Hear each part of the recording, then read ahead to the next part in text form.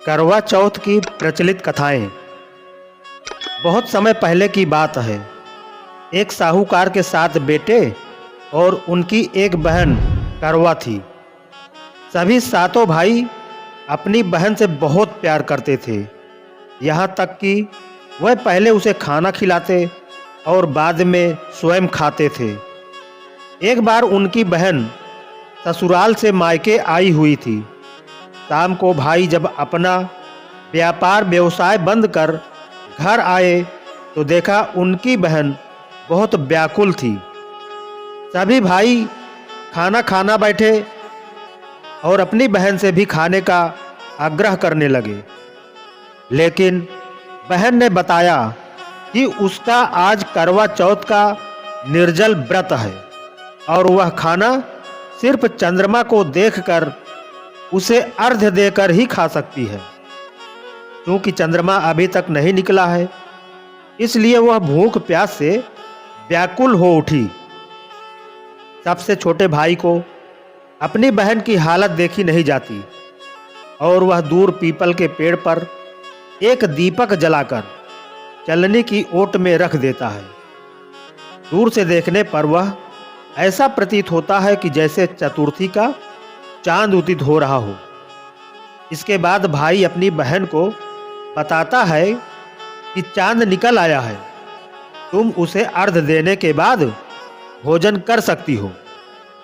बहन खुशी के मारे सीढ़ियों पर चढ़कर चांद को देखती है, उसे अर्घ्य देकर खाना खाने बैठ जाती है।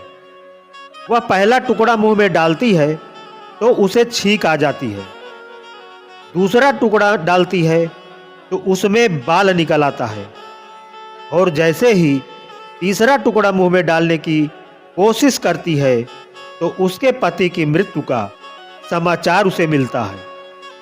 वह बौखला जाती है। उसकी भाभी उसे सच्चाई से अवगत कराती है कि उसके साथ ऐसा क्यों हुआ। करवा चौथ का व्रत गलत तरीके से टूटने के कारण देवता उससे नाराज हो गए हैं और उन्होंने ऐसा किया है। सच्चाई जानने के बाद करवा निश्चय करती है कि वह अपने पति का अंतिम संस्कार नहीं होने देगी और अपने सतीत्व से उन्हें पुनर्जीवन दिलाकर रहेगी। वह पूरे 1 साल तक अपने पति के शव के पास बैठी रहती है, उसकी देखभाल करती है। उसके ऊपर उगने वाली सुईनुमा घास को वह एकत्रित करती जाती है। 1 साल बाद फिर करवा चौथ का दिन आता है। उसकी सभी भाभियां करवा चौथ का व्रत रखती हैं।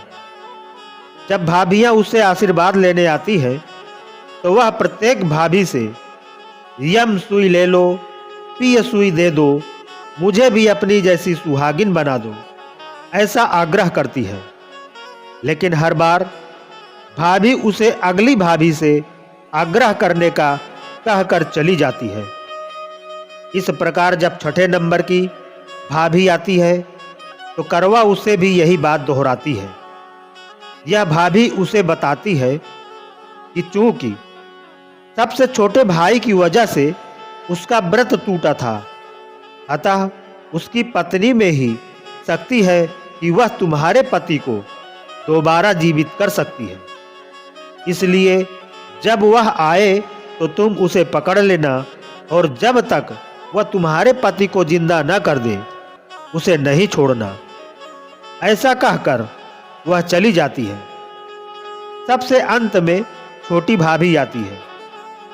करवा उनसे भी सुहागिन बनने का आग्रह करती है, लेकिन वह टाल मटोल करने लगती है। इसे देख करवा उन्हें जोर से पकड़ लेती है और अपने सुहाग को जिंदा करने के लिए कहती है। भाभी उससे छुड़ाने के लिए उसे नोचती है, खसोटती है, लेकिन करवा नहीं छोड़ती है। अंत में उसकी तपस्या को देख भाभी पसीज जाती है और अपनी छोटी अंगुली को चीरकर उसमें से अमृत उसके पति के मुंह में डाल देती है। करवा का पति तुरंत श्री गणेश कहता हुआ उठ बैठता है। इस प्रकार प्रभु कृपा से उसकी छोटी भाभी के माध्यम से करवा को अपना सुहाग वापस मिल जाता है। हे श्री गणेश, माँ गौरी, जिस प्रकार करवा को चिर सुहागन का वरदान आपसे मिला है, वैसा ही सब सुहागिनों को मिले। दोस्तों, इसकी एक प्रचलित कहानी और भी है। पौराणिक काल की कथा अनुसार पतिव्रता सती सावित्री के पति सत्यवान को लेने जब यमराज धरती पर आए तो सत्यवान की पत्नी ने यमराज से अपने पति के प्राण वापस मांगने की प्रार्थना की। उसने यमराज से कहा कि वह उसके सुहाग को वापस लौटा दे, मगर यमराज ने उसकी बात नहीं मानी। इस पर सावित्री अन्न जल त्याग कर अपने पति के मृत शरीर के पास बैठकर विलाप करने लगी। काफी समय तक सावित्री के हठ को देखकर यमराज को उस पर दया आ गई। यमराज ने उससे वर मांगने को कहा। इस पर सावित्री ने कई बच्चों की मां बनने का वर मांग लिया। सावित्री पतिव्रता नारी थी और अपने पति के अलावा किसी के बारे में सोच भी नहीं सकती थी, तो यमराज को भी उसके आगे झुकना पड़ा और सत्यवान को जीवित कर दिया। तभी से अखंड सौभाग्य की प्राप्ति के लिए महिलाएं सावित्री का अनुसरण करते हुए निर्जला व्रत करती हैं। दोस्तों, करवा चौथ का एक व्रत कथा और भी है। एक बार अर्जुन नीलगिरी पर तपस्या करने गए। द्रौपदी ने सोचा कि यहाँ हर समय अनेक प्रकार की विघ्न बाधाएं आती रहती हैं। उनके शमन के लिए अर्जुन तो यहाँ है नहीं, अतः कोई उपाय करना चाहिए। यह सोचकर उन्होंने भगवान श्री कृष्ण का ध्यान किया। भगवान वहां उपस्थित हुए तो द्रौपदी ने अपने कष्टों के निवारण हेतु कोई उपाय बताने को कहा। इस पर श्री कृष्ण बोले, एक बार पार्वती जी ने भी शिव जी से यही प्रश्न किया था, तो उन्होंने कहा था कि करवा चौथ का व्रत गृहस्थी में आने वाली छोटी मोटी विघ्न बाधाओं को दूर करने वाला है। यह पित्त प्रकोप को भी दूर करता है। फिर श्री कृष्ण ने द्रौपदी को एक कथा सुनाई। प्राचीन काल में एक धर्मपरायण ब्राह्मण के 7 पुत्र थे तथा एक पुत्री थी। बड़ी होने पर पुत्री का विवाह कर दिया गया। कार्तिक की चतुर्थी को कन्या ने करवा चौथ का व्रत रखा। 7 भाइयों की लाडली बहन को चंद्रोदय से पहले ही भूख सताने लगी। उसका फूल सा चेहरा मुरझा गया। भाइयों के लिए बहन की यह वेदना असहनीय थी, अतः वह कुछ उपाय सोचने लगे।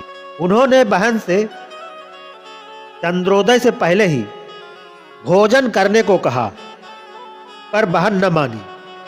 तब भाइयों ने स्नेहवश पीपल के वृक्ष की याण में प्रकाश करके कहा, देखो चंद्रोदय हो गया, उठो, अर्घ देकर भोजन करो। बहन उठी और चंद्रमा को अर्घ देकर भोजन कर लिया। भोजन करते ही उसका पति मर गया। वह रोने चिल्लाने लगी। देवयोग से इंद्राणी देवदासियों के साथ वहां से जा रही थी। रोने की आवाज सुन वह वहां गई और उससे रोने का कारण पूछा। ब्राह्मण कन्या ने सब हाल कह सुनाया। तब इंद्राणी ने कहा, तुमने करवा चौथ के व्रत में चंद्रोदय से पूर्व ही अन्न जल ग्रहण कर लिया, इसी से तुम्हारे पति की मृत्यु हुई है।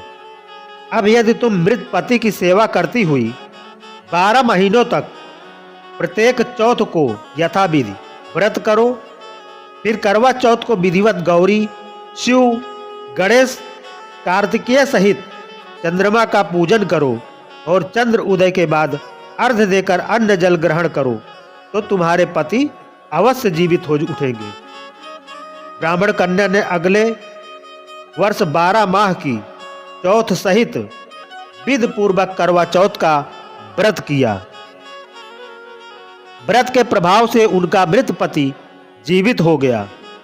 इस प्रकार यह कथा कहकर श्री कृष्ण द्रौपदी से बोले, यदि तुम भी श्रद्धा एवं विधि पूर्वक इस व्रत को करो तो तुम्हारे सारे दुख दूर हो जाएंगे और सुख सौभाग्य धन धान्य में वृद्धि होगी। फिर द्रौपदी ने श्री कृष्ण के कथनानुसार करवा चौथ का व्रत रखा। उस व्रत के प्रभाव से महाभारत के युद्ध में कौरवों की हार तथा पांडवों की जीत हुई। दोस्तों, इसी के साथ करवा चौथ के संबंध में एक चौथी कहानी भी है। पुराणों के अनुसार करवा नाम की एक पतिव्रता धोबिन अपने पति के साथ तुंगभद्रा नदी के किनारे स्थित गांव में रहती थी। उसका पति बूढ़ा और निर्बल था। एक दिन जब वह नदी के किनारे कपड़े धो रहा था, तभी अचानक एक मगरमच्छ वहां आया और धोबी के पैर अपने दांतों में दबाकर यमलोक की ओर ले जाने लगा। वृद्ध पति यह देख घबराया और जब उसे कुछ कहते नहीं बना तो वह करवा करवा कहकर अपनी पत्नी को पुकारने लगा। पति की पुकार सुनकर धोबिन करवा वहां पहुंची तो मगरमच्छ उसके पति को यमलोक पहुंचाने ही वाला था। तब करवा ने मगरमच्छ को कच्चे धागे से बांध दिया और मगरमच्छ को लेकर यमराज के द्वार पहुंची। उसने यमराज से अपने पति की रक्षा करने की गुहार लगाई और साथ ही यह भी कहा कि मगरमच्छ को उसके इस कार्य के लिए कठिन से कठिन दंड देने का आग्रह किया और बोली, हे भगवान, मगरमच्छ ने मेरे पति के पैर पकड़ लिए हैं। आप मगरमच्छ को इस अपराध के दंड स्वरूप नरक भेज दें। करवा की पुकार सुन यमराज ने कहा, अभी मगर की आयु शेष है, मैं उसे अभी यमलोक नहीं भेज सकता। इस पर करवा ने कहा, अगर आपने मेरे पति को बचाने में मेरी सहायता नहीं की तो मैं आपको शाप दूंगी और नष्ट कर दूंगी। करवा का साहस देख यमराज भी डर गए और मगर को यमपुरी भेज दिया। साथ ही करवा के पति को दीर्घायु होने का वरदान दिया। तब से कार्तिक कृष्ण की चतुर्थी को करवा चौथ व्रत का प्रचलन में आया, जिसे इस आधुनिक युग में भी महिलाएं अपनी पूरी भक्ति भाव के साथ करती हैं और भगवान से अपने पति की लंबी उम्र की कामना करती हैं। तो दोस्तों, हमारी यह कहानी आपको अच्छी लगी हो तो लाइक करें, शेयर करें और इसी तरह की कहानी सुनने के लिए हमारे चैनल को सब्सक्राइब जरूर कर लें। धन्यवाद।